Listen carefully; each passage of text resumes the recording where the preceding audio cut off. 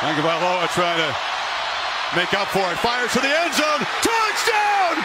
Alabama wins! In January of 2018, thousands of people piled into the stadium and millions more watched on TV as the football team of the University of Alabama Crimson Tide beat the University of Georgia's Bulldogs to claim the national title in college football. This was a notable matchup not just because it was a championship game, but because it was a championship game pitting two teams from the same conference in the American Southeast against each other.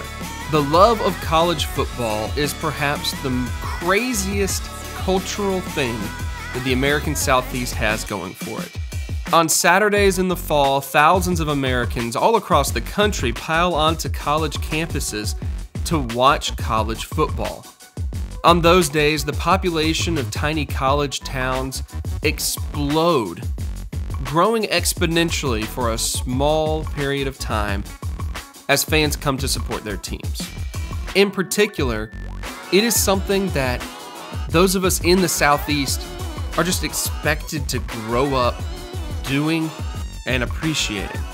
It's a much larger part of the culture here than it seems to be anywhere else in the country that might have sports loyalties that fall more into professional ranks.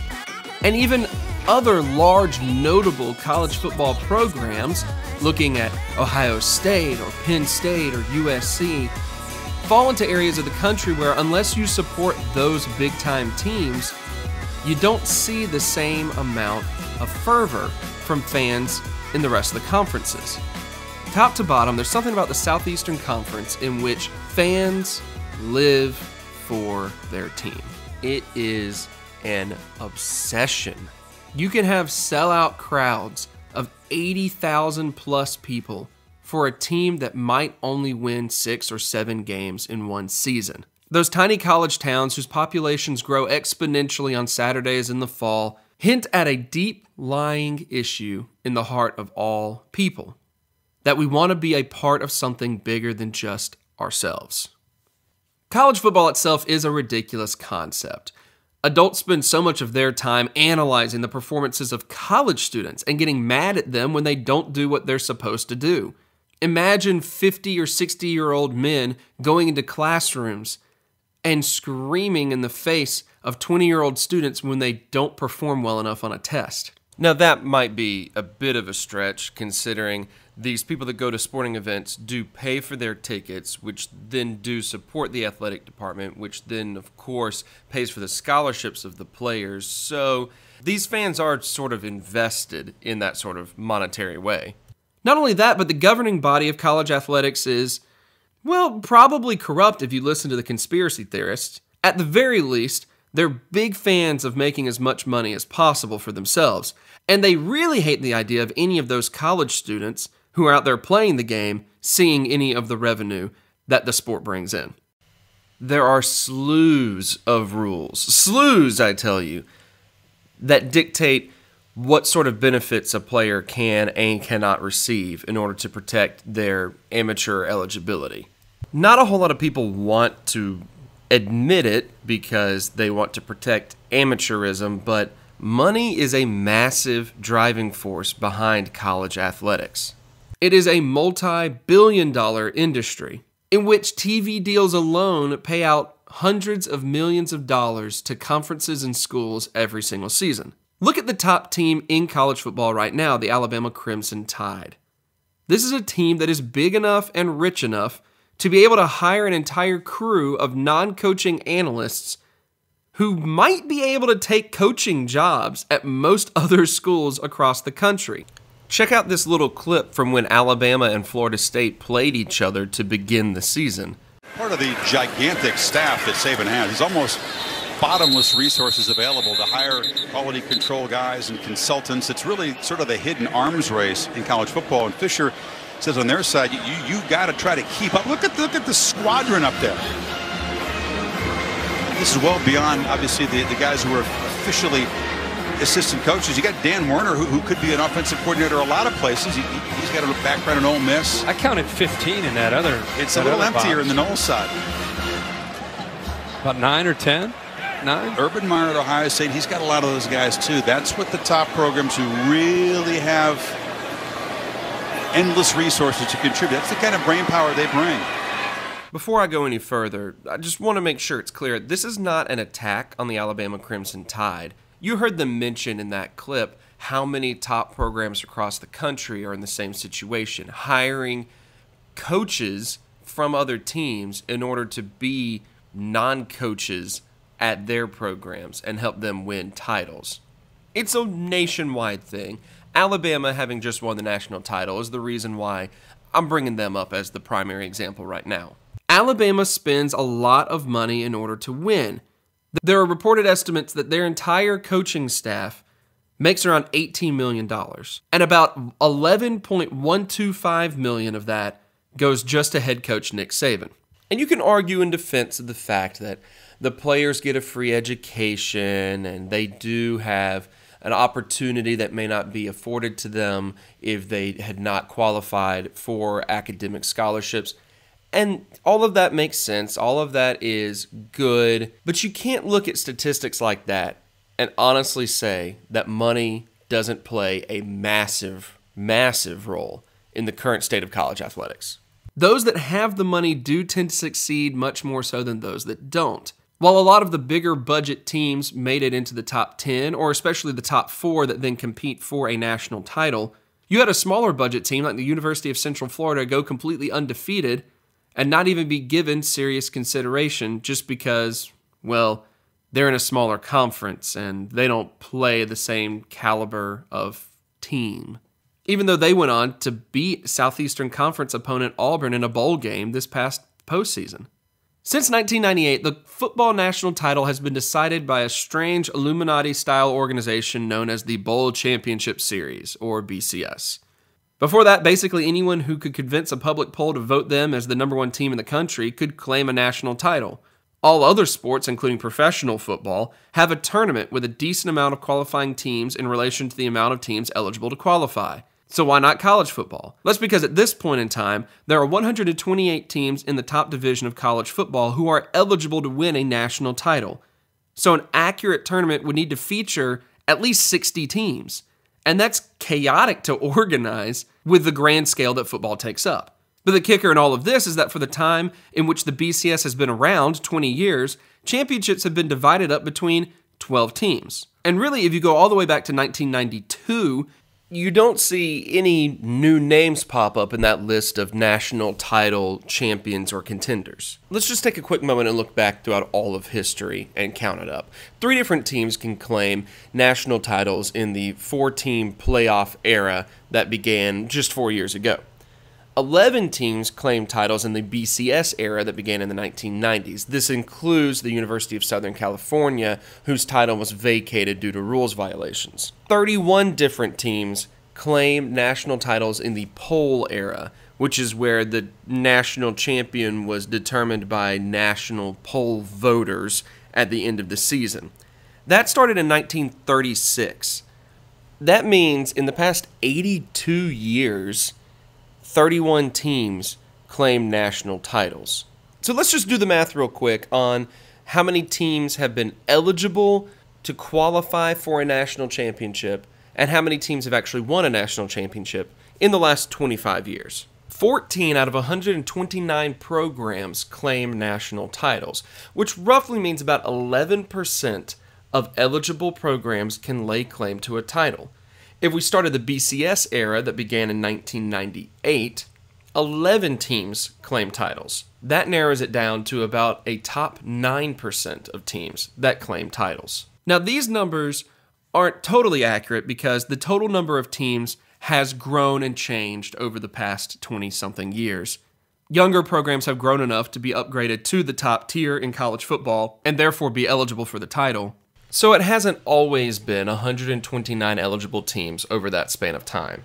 I'm going to leave the screen blank for just a moment because the next bit of information that I put up on here, it's got a lot, and I want you to be mentally prepared. Since 1936, the rules have been a little bit clearer as to who is the national champion. For a great period of that time, some 62 years, the champion was determined by whoever finished first in either the Associated Press or coaches' polls. And sometimes those polls differed. So if you had 62 years, you really could have 124 potential titles, depending on if a team finished first in the AP or first in the coaches' poll, or both. In 1998, the BCS was established, and for 15 years, there was only one team that won, and that was the team that won whatever was determined to be the BCS championship game. Then 4 years ago, the BCS switched to a 4-team playoff. So if we do the math there, that's about 124 titles determined by the AP or coaches poll, 15 determined by the BCS, 4 determined by the playoff, making it 143 total available national title claims since 1936.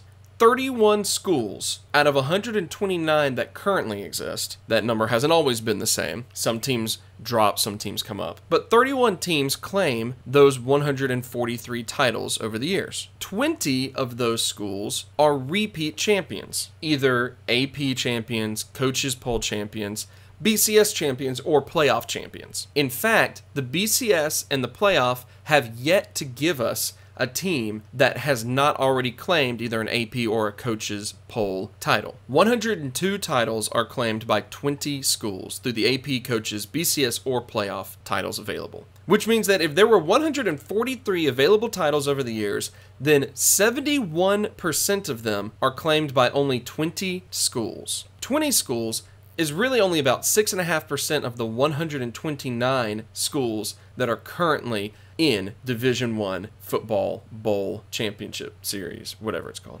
Either way, you're talking about a sport in which, realistically, if you are in the top 10%, you have a chance of winning a title. But even if you take it back to the past 82 years and the 31 different teams that can claim national titles, it's still a small percentage. Yes, the total amount of eligible teams has changed over time, but so have the teams that claimed titles in the 1930s and can't do so anymore because they've dropped down a level. Even if you took 31 teams that have won in 82 years, you're talking about the top 24%. That's still 76% of teams that have never claimed a title, legitimate or not, which means that your favorite team, unless you're rooting for, the elite 24%, in your lifetime will never claim a title in college football. Now, this isn't too wild. Even college basketball, which has the most level playing field in terms of deciding a champion, is often dominated by a few select teams. But the point is this: you can live a long, long time without your favorite college team ever having a chance at winning a national title. This is why you find so many people that are willing to be bandwagon fans and just kind of latch on to whatever elite program is favored to win, because they want to know the feeling of their team winning a championship. But even with these statistics staring them in the face, thousands and thousands of fans turn out every weekend to cheer on their favorite team in order to gather together and be a part of something so large. Maybe deep in their minds, there's a belief that if a few things go their way, they could win it all. But most understand that that chance will never come for them. They just want to be a part of something bigger than themselves. I didn't attend Mississippi State University, but I might as well have, being a season ticket holder for my entire life. I have a friend who's boggled by this. They don't understand how a sports fan could support a college that they didn't attend. But my friend misses the point. My friend doesn't understand that this is about being a part of something bigger than me. I would attend these games with my family, and I think that's what my friend fails to understand, that college football ultimately is, well, a family thing. My friend Chad Gibbs is an author and also a graduate of Auburn University.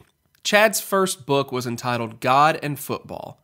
He spent each weekend in a different SEC college town, at a different SEC game, and then at a different denomination of church, trying to understand the two great cultural rulers of the American Southeast, college football and church. How did you become a sports fan? Is it just something that you were born with, like in the family? Because I think about, like, that's how I grew up. Like, that's what we did. We just kind of we went to Mississippi State football games, and like Thanksgiving and the Egg Bowl were associated with each other, and we just had no choice. Right. It's just how it was. Was it, similar thing with you? Yeah, and actually Thanksgiving in the Egg Bowl was associated for me too. Like, I really miss it being on Thanksgiving because that was what we all watched. We all watched the Egg Bowl. But yeah. Hey, it's back this year. Oh, is it good? Again, yeah, last year and this year I think they moved it back to Thanksgiving, which apparently stresses my mom out. I had no idea. It would seem more stressful now as an adult, like if you're in charge of Thanksgiving. As a kid, you just kind of thought all that stuff just happened and it was on the table. And there's just food here now. This is how it's supposed to be. Food. But no, it was the same way. Grow up going to Bama games, watching Bama games with my granddad, my uncle, and there really didn't seem to be any choice involved. It was just, that's what we do. So that's what I did. When were you converted to being an Auburn fan? From when I was at school at Auburn. Okay. After a couple of years here, my first couple of years as a student, Auburn was just terrible, which didn't do much to bring me over to that side. Yeah. The basketball team was really good my first 2 years. So I kind of got into Auburn basketball, which was like a gateway drug, I guess, to the harder stuff. But yeah, by the time I left school, I was pretty hardcore. Being obviously you've seen something, you've written about it before, so you've seen something in Southeastern culture in particular that really draws people in. And why do you think it is that college football is like the drug of choice more than anything else? Yeah, it's for one, I think it's the only drug we have for a lot of us. Like, Alabama, Mississippi, we don't have any professional teams to sort of latch on to. I guess you guys are closer to Memphis. We're closer to Atlanta or New Orleans. But for the most part, the college sports are there and available, and we're good at them. Historically, we're Southeastern teams are good at particularly football. So I think that's a big part of it. If our team, if we were awful at football, if we were, if we're all like Kansas or had like this history of, like maybe there's this, just a couple of teams that ever even been to bowl games. I don't think we would get that much self-worth from it. I don't think we would identify quite as strongly. But we are good at it, so I think that's part of the allure. Well, granted, I come from it as a Mississippi State fan, and we had some of the just absolute worst teams ever at times. Yet we still seem to be so committed to it, and I have no idea why that is. Maybe with State, and maybe it's just you look at it in sort of like a bubble of State and Ole Miss, and that rivalry. I don't know what is that rivalry all time. I feel like it's fairly close. Maybe not, but it. Oh, let's see. All time. I know all time Ole Miss has the lead, but it's not like Oklahoma State, like 80-10 or something. No, definitely not. It's. They might have like a 15 game advantage. Yeah. It's not outrageous, but it still would take quite a winning streak to overtake them. So, and that's the same with Alabama and Auburn. Alabama's obviously had a lot more success, but the all-time record's about eight game difference. We beat them 4.5 times out of 10 historically, which is that's enough to make Thanksgiving fun about half the time. Yeah, there is definitely that aspect of it. But I even think about on a grander scale, there is sort of this family connection between fans. You know what I mean? Like you're part of the Auburn family. You sound like an Auburn commercial all of a sudden. Is that the kind of language that they use over there? Oh yeah, big time. It's almost cultish in the branding, but I think it's safe to say that it pretty much is cultish down here in the Southeast. Let's be honest. But no, you walk around a campus on game day. It has that, like picnic on the church grounds feeling of yesterday, like of days of yore, where the churches would sit out and everyone would bring a covered dish, and you would spend all Sunday afternoon out on the grounds. And you don't have that, I don't think, anymore with the church, but you definitely get it on Saturdays. You just walk up to a tailgate. You don't have to know them; they'll feed you. Even rival schools, to be honest, you could go down to Baton Rouge. Someone's going to hand you a bowl of gumbo if you ask. Right. I mean, they're going to taunt you and scream tiger bait at you, but you'll get your gumbo. It's like, you have to pay the cost in order to get gumbo. Yeah. It can't all be free. What made you want to write about, God and football to begin with? Like, what inspired that thought process? I mean, you kind of already hinted at some of it. For me, it was the 2008 Auburn season, which was a terrible season. It was I don't remember the record. I think it was like 5-7. It wasn't as terrible as I remembered it. I remembered it being like 0-12, but it was a bad season, and it followed a string of really good seasons and a long winning streak over Alabama. And by the end of that season, I was just so angry and mad after every loss, and didn't want to go to church on Sunday or work on Monday or Tuesday. And then that was sort of what I wanted to explore, was why, this game that's really just supposed to be kind of for my entertainment, why it affected me so much the rest of my week when it was over. And that was why I set off trying to write that book and talk to fans and see, because I knew people had the same experience I did. Like, a lot of people would be just as angry about their team, and trying to figure out why was the part of it was the main reason for that journey. Yeah.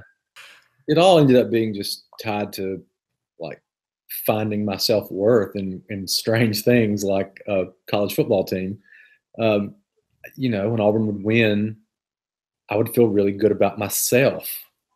And I would want to put on an Auburn shirt and go to the mall so people would see me out in an Auburn shirt. Like, look at him. His team won today. He's a good guy. He's really got it going. And conversely, when Auburn would lose, like, I feel like almost embarrassed, and I feel like people kind of look down at me because a bunch of 20-year-olds that I've never met lost a football game, which is stupid. But, I still catch myself doing it. I know a lot of other people do too. But it's insane. And Trish and I were talking earlier this year. You've read my football novel that I just finished. Yes, read it. The bit about like what we experience, like the dopamine rush we get when our team does good, and walls, and there's a little of that going on too, where you because like the Georgia game this past week in Auburn was a lot of fun. A lot of fun, and I wanted to get to where I could, enjoy a win, like I somehow participated, and have that huge rush of adrenaline and dopamine, and just get just go crazy and dance and scream and have fun. And if we lose, be like, and I'm getting closer to that. Like if we lose the Iron Bowl next week, I'm hoping I can be like, it's going to be tough, but I'm hoping that's my reaction to it. And if we win, I hope I dance and have fun and go crazy. And I also started buying myself a Star Wars action figure every time Auburn lost a game, which has helped. If you can hedge yourself a little bit, hedge your fandom, I recommend that strongly. Just find trinkets that you love and buy yourself one every time your team loses. Some people try to binge drink to dull the pain. You instead get on eBay, and exactly, yeah. It's a little bit safer on your physical health. Yeah, maybe worse on the checking account, but it's so interesting to me how this is such a cultural thing for us down here. And I know, Ellie's from north of Seattle, Washington. She gets down here, and especially, getting to know my family and all, and who are very welcoming people, but it still is like there's a lull in conversation and someone leans over and is like, "Did you see this recruit that we just signed?" Something like that starts up. And so it's just weird to her to see the cultural part of it. Now, like me being out there and visiting, and her family, who are big sports fans, are like enthralled with stories about like, so you guys have like 80,000 people that show up, and they're like right there next to like University of Washington, which is a good program. Yes. Yeah. Okay. Yeah. People in Oregon care about football. They're really into Oregon State football. It's like, but are they really into it on like a random Tuesday in April? Because that's what we're talking about on Tuesday in April. We're still talking about college football. And on Wednesday and Thursday, like it's it never ends. It never stops. It's like you said, when there's a lull in the conversation, that's where we go. And it's been that way for years. Like you have these 80-year-old men that, talk about, or, I think about Ole Miss fans that cannot hear the name Billy Cannon. Right. Because he was the LSU Heisman Trophy winner or whatever that ended their undefeated season. Like they were going to have an absolute undefeated national championship season in like the 50s or whatever. And he had this punt return that, beat them. It was like 7-6 was the final score because those were the glory days. Yeah. And like these older Ole Miss guys, they still get so livid about it. There's a group of older men that go to the coffee shop that I go to and work at. And sometimes I'll just turn my music off in my headphones so I can listen to them. And it's pretty much the same conversation every morning, but they show up and have it. Yep. It's so funny. My dad went to an Egg Bowl where Mississippi State kicked a winning field goal and a giant gust of wind. Oh, I've seen that. Yeah. He was there for that one. I've seen the YouTube video of that. Yeah. I didn't believe it. Someone was telling me about it when I was doing research for the book, and they're like, I think it's on YouTube. You can look it up. And I was expecting just like a video of like a hooked field goal.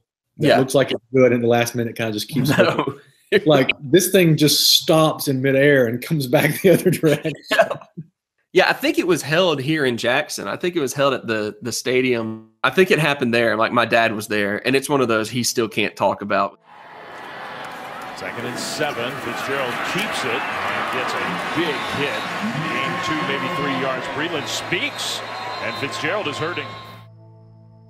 On Thanksgiving Day, 2017, I sat about 20 rows up from the field as Mississippi State quarterback Nick Fitzgerald dislocated his ankle horrendously on this play. Most fans in the stadium stood up with anticipation, wondering, is he okay? Will he be okay? What's going to happen in the rest of the game? I happened to notice how bad the injury looked at the moment, and I had to sit down because I felt sick. A lot of this is because Nick Fitzgerald and my younger brother happened to be pretty close friends. I had actually had a chance to meet and hang out with Nick just a few days earlier at a basketball game. And in that moment, he wasn't a college football player anymore. If you watch sports long enough, you will see an injury happen. And everyone has the same response. Oh, I hope he's okay. I hope he has a fast recovery. You hate to see that happen. Doesn't matter who he plays for. You never like to see an injury. They're all good responses, but they're distant responses. Because we don't know these people. We cheer for them. We criticize them. We critique them. And we get angry at them when they don't do what we think that they should be able to do. But we don't know them. And this was the first time I had been in a situation in which I was able to take a step back and say, no, this was not a college football player that I watch on the TV. This is a college student, a friend of my brother's, a guy that I actually met just the other day. This was just a 21-year-old dude who just got horrendously hurt in front of everyone on TV. And it changed the perspective of the game for me a little bit. Because the rest of the game did not go well for Mississippi State. Heated rival Ole Miss was able to take advantage and executed the proper game plan to take control of the game. Mississippi State made it close at the end, but Ole Miss did control the entire game. And regrettably, there were a few moments in it being a heated rivalry in which some of the fans or some of the players said or did things that were irresponsible. And watching a rival beat the team that you support, you have a couple of options on how you respond. You have that first gut instinct in which you're just angry. And you kind of wish that maybe one of their guys would have his ankle dislocated. Something like that. You have those terrible gut reaction, emotional responses that everyone thinks about and then wants to act like they don't have that somewhere deep inside them that they could ever actually wish something bad to happen to another human being. We all act better than we are. But as soon as that passes, as soon as you fight that off, you have the rational, logical side that goes, these are 18, 19, 20, 21-year-old students. They're not always going to respond well. They're probably going to act like an idiot when the emotion catches up to them, just as I can sit in the stands at almost 30 years old and get a little too emotional myself. In that moment, the absurdity of college football really stood out to me. That thousands and thousands of grown-ups could be so incredibly invested in the performance of amateur college students in a game. But the fact of the matter is, it's still something that I know for the rest of my life I will be tied into. Because it's a family thing. You gather with 80,000 of your closest friends and family every Saturday in the fall. You don't know these people, but you're connected to these people. You don't know the players on the field, but you're connected to the players on the field. You go and you're a part of it, not necessarily because you could ever do it yourself, but you want to be there for those that can. And when we get older and we hopefully get a little bit smarter in our fandom, then we bring up the next generation who may or may not ever attend the school, who may or may not ever play the sport, but they're the next generation that will pile in for years and years every Saturday into a stadium with thousands and thousands of their closest friends and family just to be a part of something bigger than themselves.